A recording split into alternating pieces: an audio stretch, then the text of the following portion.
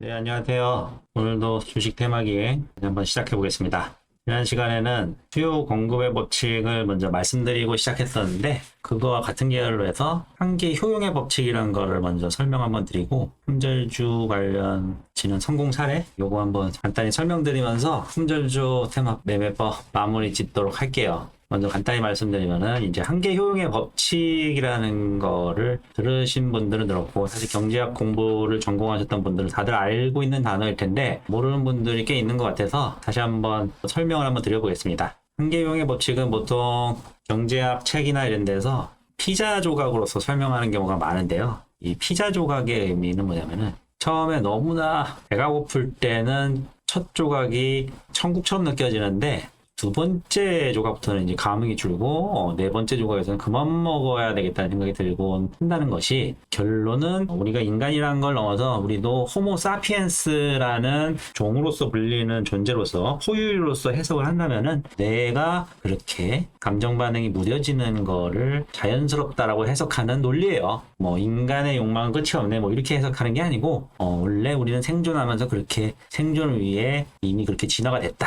이런 거를 설명하는 게 이제 한계 효용 법칙이라고 합니다. 여기서 그 효용이란 단어는 결론은 만족도라는 걸 의미해요. 만족도. 그래서 처음에는 만족도가 너무나 높게 올라가다가 어느 순간 정체되고 그 다음에 떨어지게 되는 것, 이것이 인간의 기본적인 심리 법칙이라 그래서 만든 게 한계 효용 법칙입니다. 요거에 대해서 이 만족감이 점점 떨어지는 것들은 보통 피자 조각이나 이런 걸로도 설명될 수 있지만, 실제 우리 현실에서도 많이 마케팅적으로 실제 많이 써있는 기본 법칙이에요.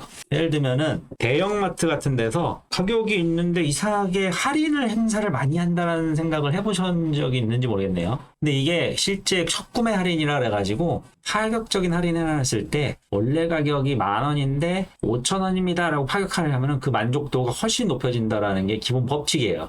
그래가지고 가격을 잘 안 내리다가 파격 할인 행사 이렇게 해가지고 이익을 내는 게 마트나 우리 온라인에서조차도 기본적으로 쓰이는 마케팅 법칙 중에 하나입니다. 어떻게 보면은 알고 보면 화나는 걸 수 있는데, 인간의 심리를 정확히 그 기업은 이익을 추구하는 존재이기 때문에 그것을 이용해가지고 지갑을 열게 하는 효과적인 방법이라고 이미 마케팅 업계에서는 널리 알려진 거죠.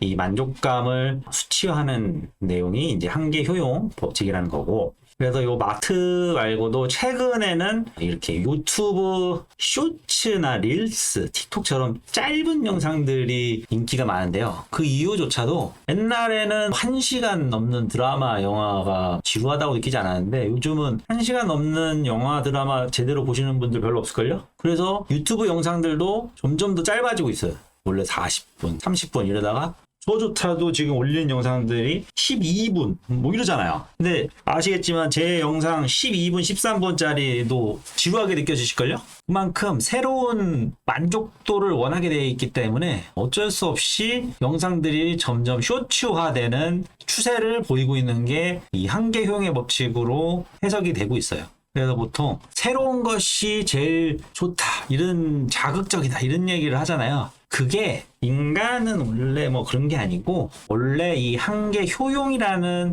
진화론적으로 내 만족감을 일으키는 것들이 됐기 때문에 새로운 거에 자극을 받을 수밖에 없어서 이 새로운 효용을 추구하지 못하면 결론은 뭐든지 도태되고 수밖에 없어요. 그래서 이 효용의 법칙으로 인해서 수요 공급의 법칙까지 해석이 된다면은 공급이 넘쳐나면 어떻게 되겠어요? 당연히 새롭게 느껴지지 않게 되고 그 가치는 떨어질 수밖에 없게 되는 거예요. 그건 어쩔 수 없어요. 그래서 변화하지 못하는 사람은 그 자리를 절대 영원히 유지할 수 없다는 것. 그것만큼이 이제 한계용의 법칙의 완벽한 거죠.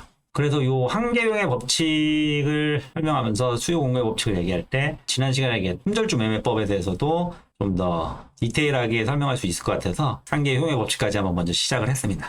그래서 제가 지난 시간에 만들었던 품절주 매매법으로 성공한 사례를 이제 말씀을 드리려고 내용들을 이제 요걸 만들고 이제 찾아봤는데, 제가 이거 과거 얘기예요. 여기 보시면은 제 이메일 주소인데, 보시면은 21년 8월 달에 이제 포털리오 분석이라 이렇게 첨부한 내용이 있죠. 여기 보시면은 혹시 이게 포토샵 조작 이런 거 오해하실까봐 실시간입니다. 이렇게 실시간 이메일이고요. 이 내용을 좀 보시면은 요때 제가 품절주 매매법으로 샀던 종목이 뭐냐면은, 여기 보시면은 업종 테마는 이제 그 당시에 이제 코로나19와 화장품 관련주 법을 하는 곳이었고, 결론은 바이오 기업이었어요. 그리고 생물공학으로 이렇게 해서 펩타이드 기술이 그 당시에 이게 희소했거든요. 희소했다는 거는 이제 한계 효용의 법칙이나 수요 공급의 법칙을 봤을 때 가치가 아주 높아질 가능성이 아주 높은 기업이었죠. 그래가지고 이 펩타이드 기능을 가지고 해서 여러 가지 내용들을 이렇게 그 당시에 재료 분석. 이제 저희가 이제 어쨌든 삼박자 투자법을 모토로 해서 만든 회사이기 때문에 그때 당시에 이제 분석했던 재료 분석이에요. 이게 재료 분석 내용으로 이거의 재료는 뭐였냐 이렇게 봤을 때 당연히 이제 코로나 플러스 그리고 여기에서 이제 스파이크 다운이라는 기술을 가지고 있고 그리고 이제 펩타이드 기술을 해서 당뇨병 치료제까지 이제 미국의 FDA 승인을 시청했었다. 이 재료로서 2021년도에 샀던 종목이에요. 이 종목이 뭐냐면은 결론을 보여드릴게요. 케어젠이라는 종목이에요. 그때 당시에 아까 21년도였잖아요. 그래서 제가 21년도를 잠깐 내려가서 보여드리면은 여기쯤이었어요. 그때 가격이. 21년도에 가격이 요 정도. 요 정도까지였어요. 요 정도. 13,000원에서 만원까지 이렇게 행보하고 있었죠. 그러다가 역시 한계 효용의 법칙과 수요 공급 법칙으로 인해서 현재 가격은 6만원까지 치솟았다. 이렇게 보시면 돼요. 근데 왜 이게 품절주였는데 이걸 보시면은 네이버 증권으로 잘 보세요. 네이버 증권으로 보면 국내 증시에서 케어젤 누르고 또 종목 분석을 한번 눌러보세요. 종목 분석. 여기 대주주 내역이 나오죠. 여기 보면은 정용지 씨 외 4인 그리고 자사주 이렇게 되잖아요. 이 자사주와 정용지 씨 지분을 합치면은 요게 이제 유통되지 않는 물량으로 가야 돼요. 대표들이 자기 주가 올랐다 그래서 자기 주식 파는 사람은 거의 없어요. 그건 말이 안 되는 내용이고 요때 당시에처럼 지금도 가격이 유지되고 있는데 9.02까지 이제 자사주까지 이제 포함해서 지분을 계산해야 되거든요. 9.02, 4.44, 73.45%가 유통되지 않는 물량이에요. 그럼 반대로 얘기하면은 여기 보면은 상장 주식수가 나오죠. 5,300만 71만 5천 주가 상장 주식이에요. 여기에서 그럼 유통되는 주식 비율이 26.55%예요. 26.55%. 26.55%가 몇 주냐면은 26.55% 1,400만 주 정도밖에 거래가 안 되는 거예요. 그때 당시에 가격이 만원까지 떨어졌었는데 제가 그때 21년 넘어갔을 때 그러면 이제 유통되는 가격이 거의 뭐 1,420억 정도밖에 안 됐어요. 1,420억. 지금 시가총액 얼마죠? 2조예요, 2조. 그러니까 이거는 너무나 품절주인데 재료 분석을 했을 때 게다가 그때 당시에 바이오 기업 대부분 적자 기업이 난무했는데 이익도 꾸준하게 잘 났어요. 300억씩. 이게 바이오 기업 중에 이렇게 이익 나는 사람 거의 없어요.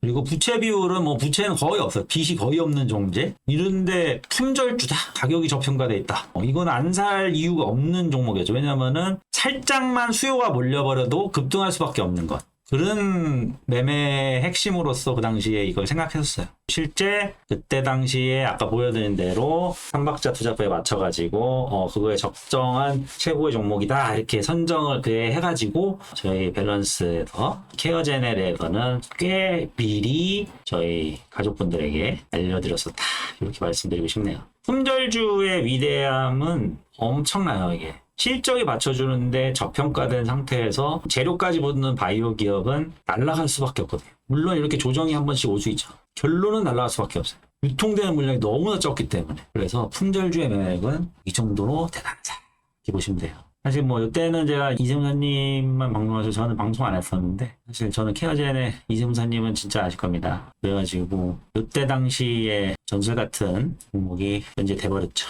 그래서 저는 사실 품절주도 되게 좋아해요. 경제학적인 용어에서 봤을 때 딱 맞는 내용을 정확히 가지고 있는 종목들이라서. 근데 위험성은 이렇게 보시면은 변동폭이 엄청 클 수 있어요. 이렇게 올랐을 때 확 떨어졌다 다시 올라가는 변동폭이 어마어마하잖아요. 이 변동폭을 이해하고 매매할 수 있어야 돼요. 그래서 초보자분들은 반드시 올랐을 때 사시면 안 되고 떨어지거나 바닥에서 행보할 때 잡아야 되는 거고 올랐을 때 사면은 큰일 벌어지는 이렇게 떨어지는 걸 맛봐도 이거 멘탈 유지하실 분도 별로 없잖아요.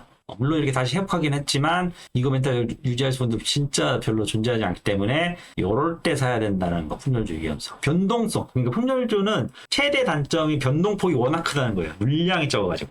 그래서 그거에 맞춰서 대응할 수만 있으면은 상당히 큰 이익을 줄 수 있는 메인법 중에 하나다. 이렇게 말씀을 드리고 싶네요. 그래서 오늘도 한계용의 법칙에 맞춰서 시간을 정확히 채운 것 같은데 어떠는지 모르겠네요. 오늘 들어줘서 감사합니다.